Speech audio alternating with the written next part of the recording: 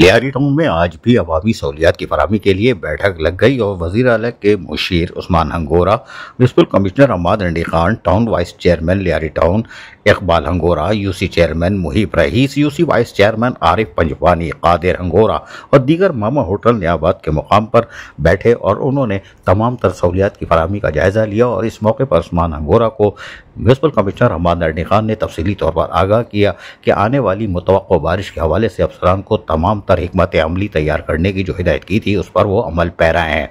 D watering pump और दीगर चीज़ों को रखा हुआ है, जबकि बरसाती नालों की सफाई का काम जारी है। मजीद एक्सीवेटर का भी इंतजाम कर लिया गया है, जबकि लोगों से भी अपील की गई है कि बारिश रुकने के 2 घंटे बाद ही बाहर निकलें।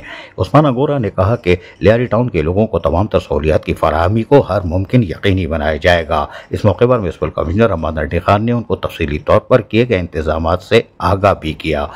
अजीज आरिफ, KBS बल्दियाती न्यूज़।